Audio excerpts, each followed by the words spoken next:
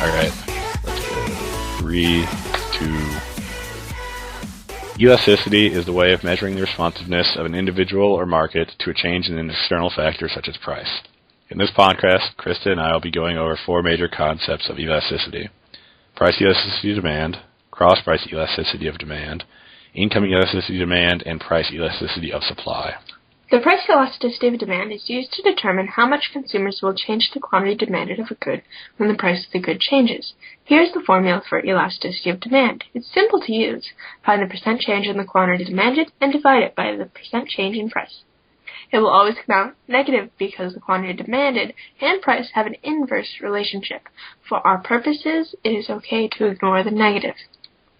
Using the formula for price elasticity of demand, you can determine if it's elastic, unit elastic, inelastic, perfectly inelastic, or perfectly elastic. If it's elastic, then people are very sensitive to a change of price, and an increase in price will dramatically reduce demand. If it's unit elastic, then the change in the quantity demanded will be directly proportional to the change in price. If it's inelastic, then even a large decrease in price will cause a small increase in demand. If it's perfectly inelastic, then the quantity demanded does not respond to changes in price. If it's perfectly elastic, then the demand curve For something like a fleet of private jets. looks like a horizontal line. But if the price increases, For a fleet of private jets. then demand falls to zero. So what makes up a certain type of elasticity? Why is something elastic or inelastic? There are 4 factors that help in determining the type of elasticity, and those are whether close substitutes are available, whether the good is a necessity or a luxury good. For example, a fleet of private jets would be a necessity, but having the expensive oil to run them is a luxury. The share of the income spent on the good, and the amount of time there is between the change. Cross-price elasticity of demand between 2 goods measures the effect of the change in one good's price on the quantity demanded of the other good. This formula shows a comparison between 2 products. You have the percent change in quantity of product A demanded over the percent change in the price of product B.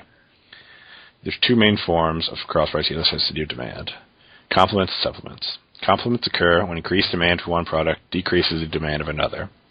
Supplements occur when an increased demand for one product increases the demand for another. If the formula comes out with a negative answer, then the 2 products are complements. If you have a positive answer, then the 2 products are supplementary products. The main thing that affects cross-price elasticity of demand is a change in the price of the complement or supplement. If the price of the complement rises, then the demand for the other product falls. If the price for a supplement rises, quantity demanded of the other product also rises. Next you have income elasticity.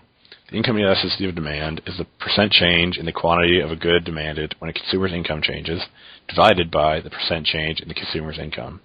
There are 3 types of income elasticity: a normal good, which is elastic; a normal good, which is inelastic; or an inferior good. Inferior goods occur when the demand for a product goes down when your income increases. Like using commercial airlines. These products are generally considered to be low class. Normal goods are ones whose demand changes with a change in price. What do the results of this formula mean? If you have an answer that's greater than 1, you have a luxury good. Luxury goods are goods that are not necessary for everyday life and are associated with wealth. If you have the answer that's between 1 and 0, it's a necessity, and these are goods that are required for everyday life. If you have a sticky good that has an answer of 0, these are goods whose demand does not change regardless of the price. If you have an answer of less than 0, then you have an inferior good. Like business class of a commercial airline. Which have more costly substitutes that give you more pleasure. Such as a fleet of private jets. The price elasticity of supply is very similar to the price elasticity of demand, except it deals with the quantity supplied of the good.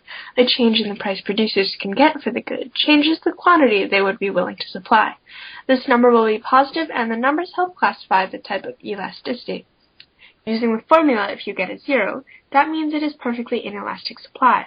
No matter the price, there is only that quantity. An example would be a rare artifact. If there's only one, there's only one, no matter how high people are willing to pay. If it's infinite or perfectly elastic, then at a certain price, producers will produce at any quantity. But if price falls below that price, then no one will produce. If you get a number that is not 0 and is not infinity, then it's just a standard upward sloping supply curve. If input If there are inputs that are readily available, then elasticity of supply tends to be higher. This is because producers can easily change the amount of variable inputs. Time is involved because it takes time to change certain inputs. For example, if an entire factory has to be built for private jets to be manufactured, then at the moment, price elasticity of supply for a fleet of private jets is relatively inelastic. All right. Thank you for listening to our podcast, A Fleet of Private Jets. Ta-da!